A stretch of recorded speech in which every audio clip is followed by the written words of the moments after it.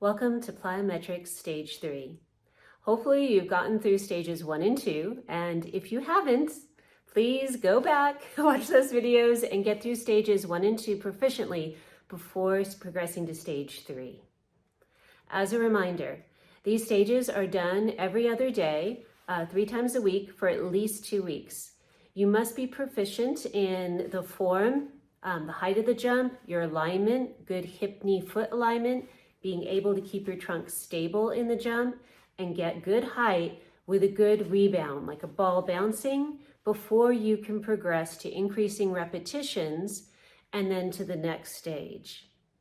So stage 3 gets a little harder.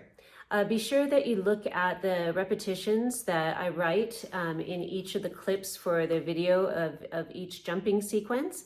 My lovely assistant had not gone through the complete regimen for each stage, and I did not want her to get injured. So we did only a couple of each jumps so you could kind of see how the jumps are supposed to look.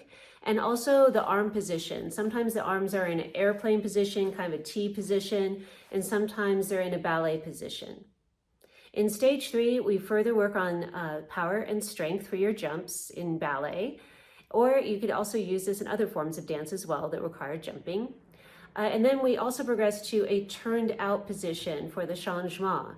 And so we will be working with some of the jumps with sneakers on, and we're in a park for this filming because we needed a lot of room. Some of the repetitions is up to 8 times, and doing like the bounding, which is kind of like a long loping jog, takes up a lot of space. And so we can't really do these at home. You'll need a gym or a good sprung floor or a park to do these, each of the stages effectively. Be sure that you don't do the jumps if you're fatigued. If you're feeling tired, wobbly, you haven't had anything to eat, just stop, rest, come back and try the jumps the next day. Don't plow through because no one wants you getting hurt going through these stages.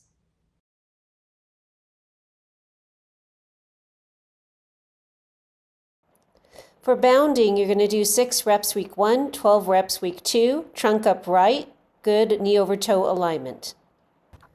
This is a slow motion view to show you that it's not a jeté, it's up and over, like she's hurdling over something. Really good height and rebound.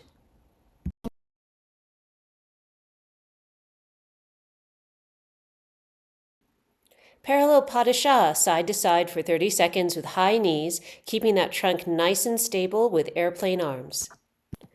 Let's take a look at that same jump, slow motion. So she's going to take off, and again, we're looking at knee over toe alignment with this. And on the first couple, she does pretty well tapping to the front. And then watch here, her knee comes in into valgus, her knee comes inward with rotation, so she'll need to work on that.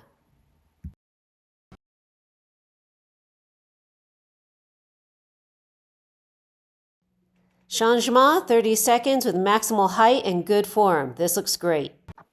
Let's take a look at the same changement, slow motion. She gets really good height. Her rebound is excellent. Knee over toe landing. There's nothing to work on here but the repetition.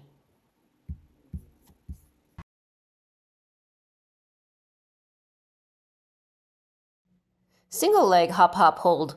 2 hops and a hold for 5 seconds, repeating 5 times week 1. And there she lost it.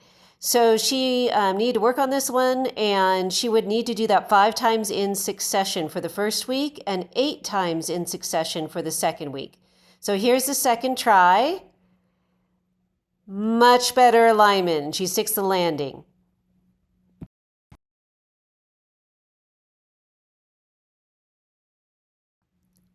Parallel sissonne front, maximal height, 5 reps week 1, 8 reps week 2. So here's a front view of the same sissonnes, and she has really great alignment here. Her trunk is stable. This looks great.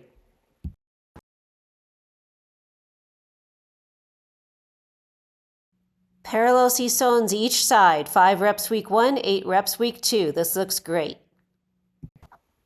Here's to the right side. Remember, it's 5 times week 1 and then 8 times week 2. This looks really good, and then she loses it. This is why these jumps need to be practiced over at least a 2-week period. So she's going to give it another go. Look how good her trunk is. Her knee over toe alignment's great, and the landing perfect. it might be fun to do these different stages with a friend. You could even do it as a challenge to see who can complete the stages most effectively and faster, but no faster than 2 weeks. Each stage needs to last at least 2 weeks with full proficiency before going to the next stage. But you could do this with a buddy, and when you can film each other so that there's no argument whether or not there was good hip, knee, foot alignment or good height on a jump or a proper position. You could have video evidence and use that as a training technique. I would love to hear from you and hear how these sequences of jumps have helped you in your dancing and with your power and agility for jumping. So please let me know how it's going.